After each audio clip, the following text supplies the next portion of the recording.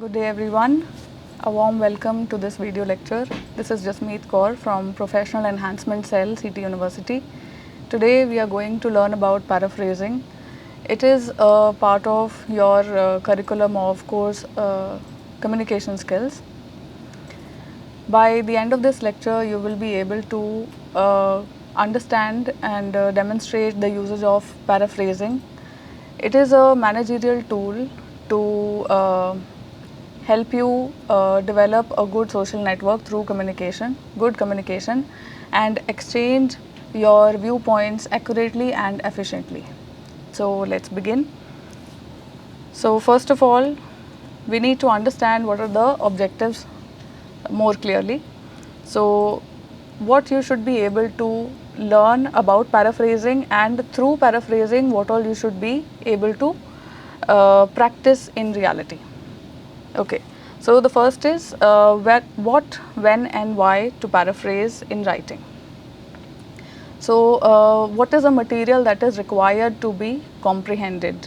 So first of all, before we understand what are the objectives, we must understand what is the meaning. So we will eventually move forward to what is the meaning, but this is the list of things that we are going to study in the lesson today. So okay, so the second point is discuss strategies for paraphrasing. What are the techniques and strategies? And the last one, recognize the importance of including accurate citations to paraphrased text. All right. So again, beginning with the first definition of paraphrasing. So it is not generating ideas on your own. On the other hand, it is to borrow ideas which are already there available online, and they have been generated by some other author. So you may take a reference from them, or as it is written here, you can borrow them and explain those ideas in your own wording, right? So that is the simple definition of paraphrasing. Some students get it confused with what is the meaning of a paragraph. So you must understand what is the difference between the two. Paraphrase is completely different from a paragraph. So paragraph is a written text, a set of sentences that convey a particular idea, and paraphrase on the other hand is not necessarily a whole paragraph, and it is not a set of sentences necessarily always. So it is the borrowed context which is written in new wording, that is your own wording, right? And you can also call it a restatement of the ideas. All right. Okay. Now we come to the reason why do we need to paraphrase. So the first important reason is establish credibility. So many students, those who are interested in writing, so those who are good writers or are aspiring writers, they need to learn this skill in order to become good authentic writers in the future. So in order to establish authenticity, that means originality of your thoughts, even though the ideas can be borrowed from some other author, but in order to put in your own thoughts and add up to it, we must establish credibility of your own, and for that we need to paraphrase. Second is maintain flow and style. So there will be different styles of writing, there will be different flows, different patterns of writing. So those must be maintained.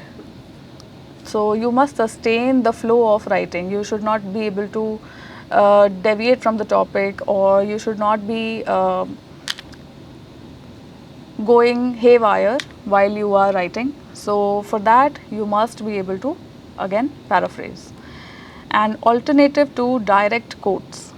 So for some it is not appropriate or not suitable for certain pieces of writing when you are using the direct quotes or direct sayings said by some famous people, let's say.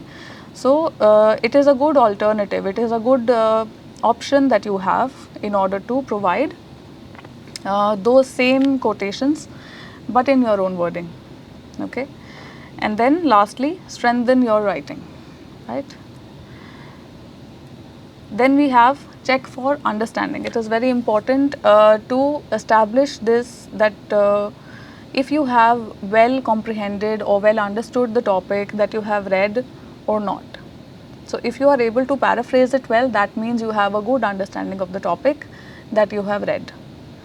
Ask questions, unpack vocabulary, draw inferences. So asking questions regarding the context that we have read, so making the other person understand that okay, this question can be answered through this particular sentence in the context that I have read. So you should be able to ask variety of questions regarding the context. Unpack vocabulary, that means you should be able to understand what are the wordings conveying in the context. Different words, different variety of words will be there in the context. You should be able to unpack them. And draw inferences. Draw inferences, that means something that is unsaid through the context, that is something that they want to convey but not directly through the wording. So that idea you should be able to catch, right? So that is what we mean by drawing inferences. Connecting one point to the other and making the conferences understood. So we paraphrase for reading and writing, right? So we do this for two purposes. So I hope by this time you are able to understand why is there a need to paraphrase the sentences and what is the difference between a paraphrased statement and a paragraph. Mostly people get confused between the two. So all right, next we move to how to paraphrase. So there are 6 steps. We are going to unfold them with the help of examples in the coming slides. So let's just read one by one what are these points telling us, and then we will practice them through examples. Okay. So, okay, the first one is become familiar with vocabulary and ideas around the topic. So first of all, if there is a title given about the topic, then it's wonderful. Otherwise, you must be able to comprehend all the vocabulary words. There can be range of vocabulary words used in that particular context. So it will be a good practice if you do some homework and learn to practice a lot of vocabulary words about that particular topic. Second point is determine the big picture by reading and rereading the passage. So what is the meaning of big picture? So what is the main idea of the whole context that you should be able to comprehend? Not just line by line, not just word by word meaning has to be depicted by the context, right? So you should be able to determine the whole picture. Let's say there are 4 to 5 paragraphs in one passage. So one paragraph talks about prose, let's say of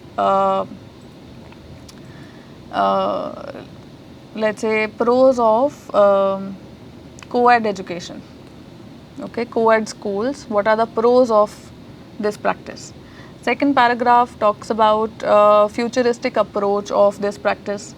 So you should be able to comprehend that how these two paragraphs, how these two ideas are leading up to the main topic. Main topic is co-ed education, let's suppose, right? So that is the bigger picture of the whole context.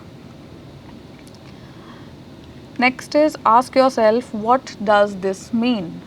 So after you have read one paragraph, you should be able to answer this question. What does this mean?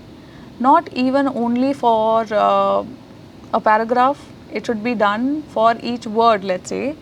Coming back to the first point again, that is comprehending each vocabulary word, right? What does this mean? For some students, there can be some high range vocabulary words which you are not able to depict the meaning of. So you must be able to depict the meaning once you have read the whole sentence. So you should have a fair idea that okay, I guess the meaning of this word could be this, right? So in that way, you are going to improve your range of vocabulary too. Paraphrase the text aloud with a partner. So this is a very good practice that you can do. Text aloud. So speak loudly when you are reading a text, and practice with a partner who is having the same motto, who is also learning to paraphrase the statements, who also aspires to be, let's say, a writer or a good reader, right? So peer learning, of course, is the best method to improve. Okay, next point is change sentence structure, voice, or rephrase. Okay, so change structure, we will discuss how. You have written a whole sentence and it is written in a particular structure. There is always a structure of a sentence, right? So you can change that. And you can change the voice. There are two types of voice, active voice and passive voice. So we will discuss the change of voice as well, and rephrase again. So there are two subpoints in this. Compare with the original text and credit the author with citation. So the second point is valid for those scholars who are actually writing a piece for their research work, right? So they have to credit those who have originally written the text and give them credit for their ideas. And by this, you are giving credit to them and you are openly describing that you have taken reference from this particular article, right? So this is not for everyone, but the first point, compare with the original text. You should be able to compare in a way that if the original text is conveying a positive meaning, your context should not be giving a negative meaning, right? So it should or even fall in the gray area, not positive, not negative, right? So it should be giving the same kind of vibe and same kind of ideas as the original one, right? So when to paraphrase? First is recommended writing strategy, right? So it is a very recommended and advised practice when you are practicing your writing and you want to improve in writing. Simplify complex text. So something is very complicated and very difficult to understand, that piece of writing can be comprehended in a simpler manner and simpler language. For that we can paraphrase. Eliminate less relevant information. So for example, there can be a lot of examples cited in the original text. So you can eliminate a few examples if there are too many examples. So for that we do paraphrasing. And lastly, change organization of ideas. So if you think that more important idea has been written lately in the last paragraphs of the passage, you can change the organization. You can bring it up and write it in the first paragraph. Right. So paraphrasing techniques, something that we must learn in order to excel in writing. So tactics to rewrite something in a different way. Again, they have given the definition of paraphrasing, which is writing in a different way. Something that has already been said by somebody that you are saying in your own words is called paraphrasing.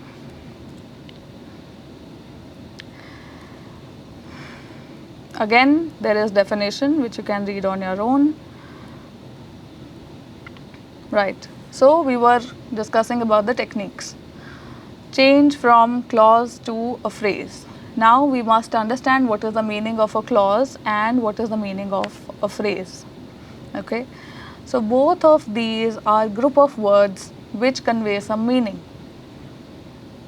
So what is the difference between the two? What is the meaning of a clause? Clause will have a subject in it, and a phrase does not necessarily have a subject in it. Okay. Again, we are going to do some examples about the same. But first, let's read the next techniques. Second point is change from quoted speech to indirect speech. Quoted speech, that is written in inverted commas, and indirect speech that we do not use inverted commas in. So it can be vice versa as well. Third point, change from active voice to passive voice, that I have already told you. Change to synonyms.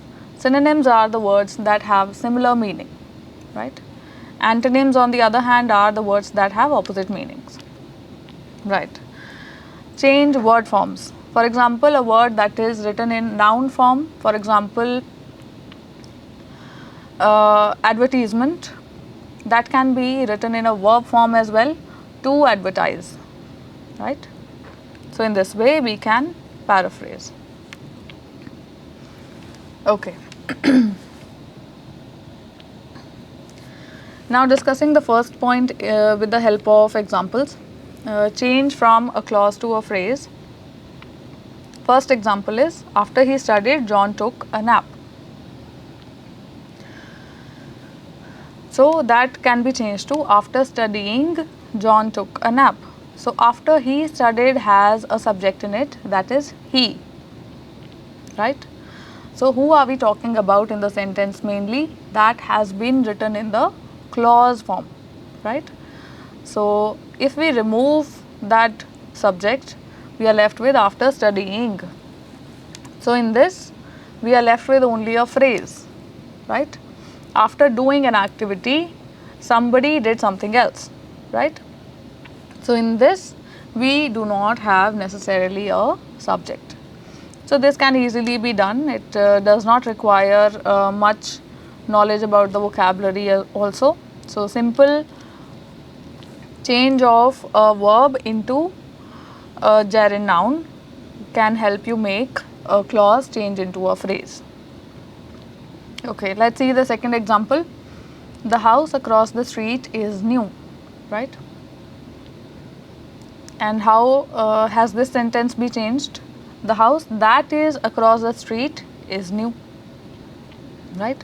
In this we have used a relative pronoun, that is the word that, okay? That is across the street is new. So in this sentence we have changed a phrase into a clause. Alright, so next we have quoted speech into indirect speech. Mr. Lee said, I am ready for lunch. So in this we have the quoted text, that is, I am ready for lunch. As you can see, there are inverted commas. So that is quoted speech. And Mr. Lee said he was ready for lunch. So when I have changed the pronoun I to he and the helping verb am to was, we have the indirect speech, and there are no inverted commas any longer used in this particular sentence. So this becomes a change of speech. So by now we should be able to understand how to convert a clause into a phrase and how to convert a quoted speech into indirect speech. A quoted speech is also known as direct speech, right? Okay, now the third technique comes, which is change from active voice to passive voice. First example is, a hotel employee will carry your bags, right? So in this we are using the subject in the first, which is a hotel employee. Who will do the activity? Employee, right? And it's a hotel employee, that is an adjective, okay? Where does the employee work? In a hotel. So that is an adjective, right? So employee becomes my subject, who is actually doing the activity. What is the activity? Carry. And what is he carrying, or what will he carry? The bags, right? So in this, somebody who is doing the action is coming in the beginning of the sentence, and the action in the middle, and upon which the activity is being done at the last, right? If I reverse the structure of the whole sentence and I put the thing on which the activity is going to be done in the first, for example, something is going to be carried, right, which is the bags.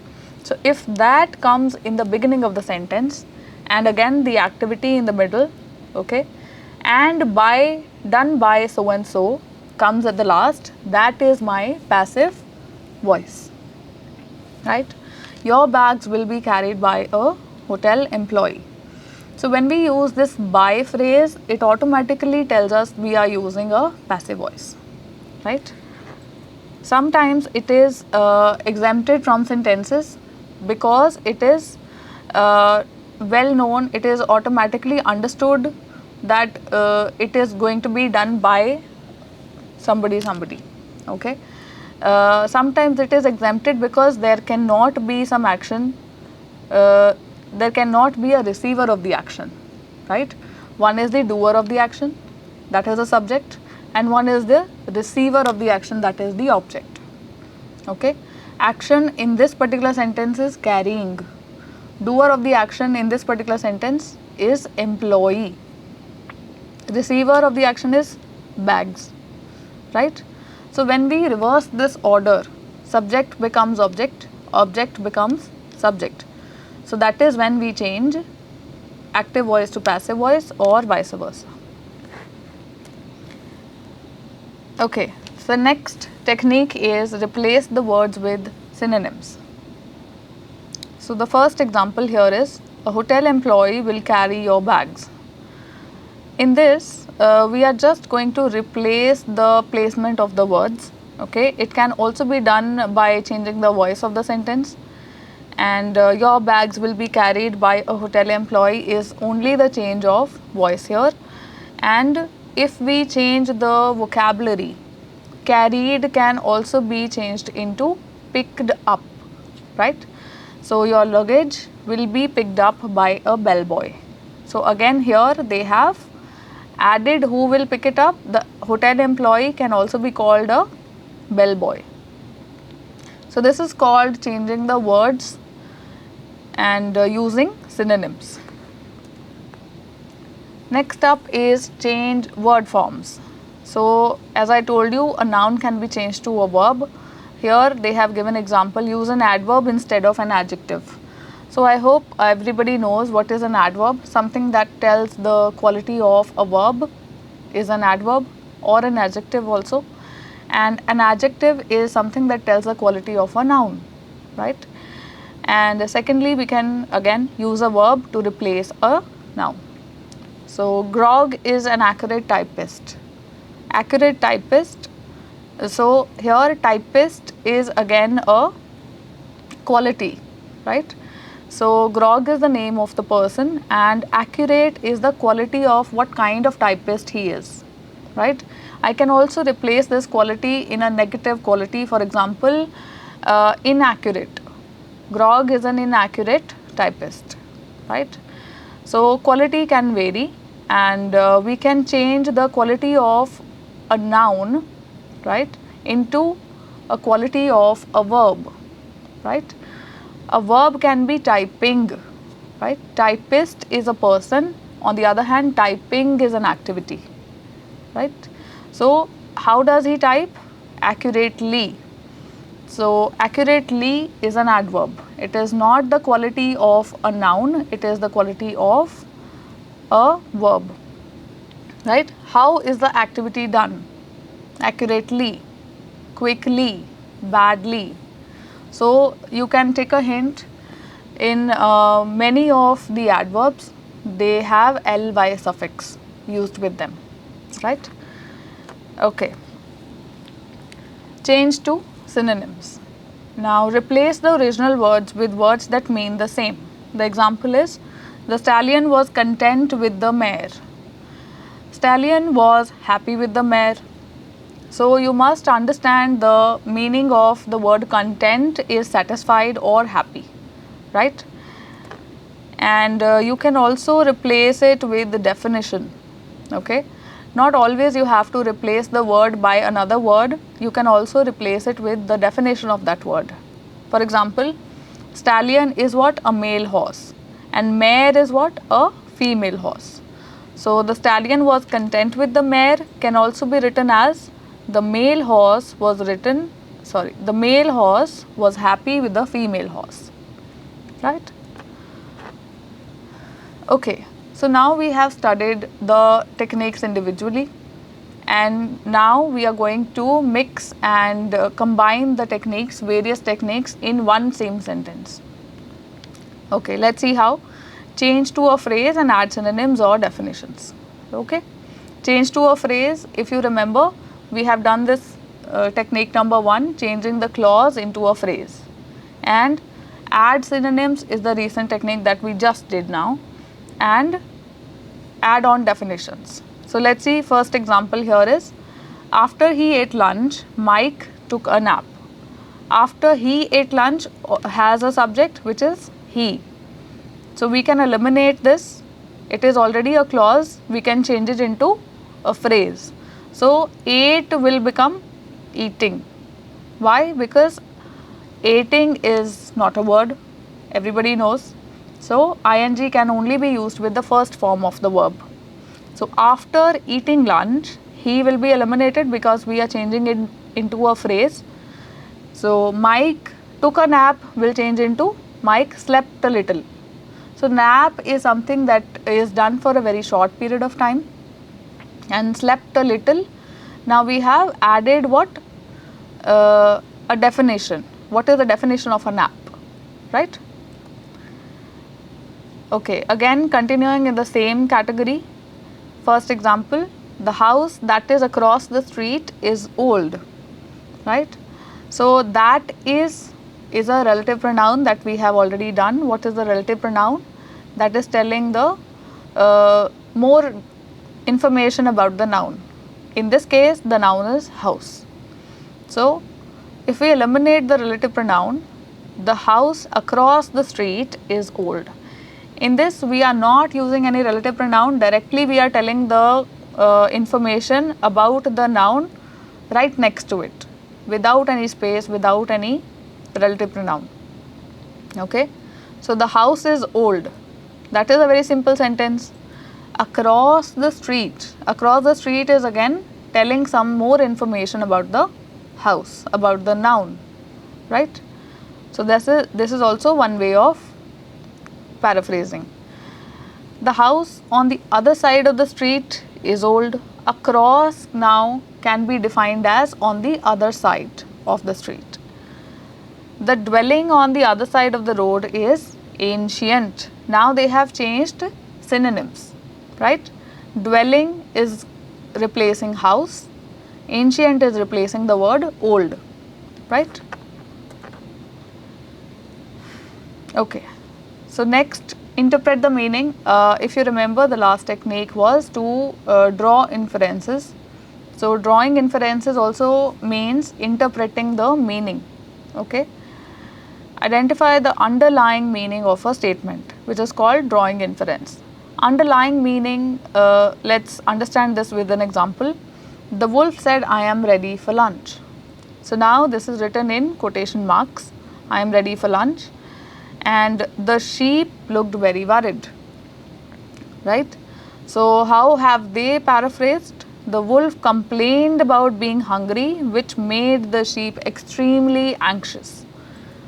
So complained about being hungry, so this has changed the narration of the sentence. Quotation marks have been removed here, right? And this is the underlying meaning, that why was the sheep worried? Because the wolf said he was hungry, right? So extremely, the word extremely is an adverb here. The sheep was extremely anxious. Anxious is already a quality of a person or something. Anxious, who can be anxious? Obviously some living being can be anxious. Okay. Worried, it is replacing the synonym as well. Worrying and being anxious, having anxiety is the same meaning. So something that tells a quality of another quality is an adverb. How anxious was the sheep? Extremely anxious, right? So in this case, I hope you have understood the underlying meaning, because underlying meaning, it is not said that the wolf was directly threatening the sheep, right? So he was yet again worried, even though he was not directly threatened by the wolf, right? So this is the depicting the underlying meaning, interpreting the meaning, right? He was worried, the sheep was worried that the wolf may eat it, right? That is the reason of worrying. Okay. Now there is another technique which is called the change of transitions. What do we mean by transitions? Transitions are the words that tell us the direction of the idea or the flow of idea, how is the paragraph written and in which direction is it going. So transition always provide a change in the flow of the ideas. So first example, there are different transition words. First example is although. Although is a transition word. It can also mean even though or simply though. Although it was raining, Bob walked to work. So even if it was raining, it did not matter to Bob, he walked to the work, right? He walked to the office. So although is something that did not matter, does not matter, okay? And the second action remains unaffected by it, right? So it can be also written as it was raining but Bob walked to work. Or it can also be replaced by however. It was raining, however, Bob walked to work. So as you can see in all of the three sentences, both of the ideas are contradictory, right? There is a condition which did not affect the second action, right? Second action always remained unaffected by it. So there is a contrast in the two ideas. So this is how it provides a change in the ideology, change in the flow. Okay, so there is one more example in the same category, despite. Despite the rain, Bob went to work on foot. So walking to work and on foot, went on foot have the same meaning. So this is a change of synonyms. Despite the rain. Despite now, even if there was rain, it did not matter. Again, it has the same meaning. Bob went to work, right? So some students make a mistake of using the word of. Some students have this confusion that in spite of is another transition word which can be used as in spite of the rain. Again, same sentence can be can work good with in spite of, but with despite we do not use of unless we are using the fact, the word the fact, okay. Despite of the fact that it was raining, this sentence is good, but if we say despite of the rain, so that is incorrect, okay. On the other hand, in spite of the rain is fine, right. So lastly, we are going to just read this example which has been paraphrased and the original text is also given on the same page. Let's read the original context first. Below is a passage taken from Raymond, how we know and sometimes misjudge what others know, imputing one's own knowledge to others. Psychological Bulletin, this sentence has been taken from Psychological Bulletin. So it has been rephrased as, in order to communicate effectively with other people, one must have a reasonably accurate idea of what they do and do not know that is pertinent to the communication. Okay. Pertinent again is a vocabulary word which means important. So this particular sentence tells us how to communicate effectively. First, we should know what is the criteria, what they do and do not know, what is pertinent to the communication. Okay. And treating people as though they have knowledge that they do not have can result in miscommunication and perhaps embarrassment. On the other hand, so now this on the other hand is a transition word. A fundamental rule of conversation, at least according to a Grecian view, is that one generally does not convey to others information that one can assume they already have. Okay. So fundamental rule of conversation, a basic rule of having a talk, having a conversation, what is that? At least according to this view is that one generally does not convey to others. Generally, people do not communicate information that one can assume they already have. So if I am assuming you already know something, I will not tell you that, right? So this is a basic fundamental rule of conversation that people don't tell others what they already assume they know. So this was the meaning, or you can say this is what I comprehended from this particular sentence given on top. So let's read it and figure out if you already have got the meaning of this, have got the gist of this sentence or not. How we know and sometimes misjudge what others know, imputing one's own knowledge to others. So I hope you are able to comprehend the meaning through this paraphrased context, and that's about it. Thank you.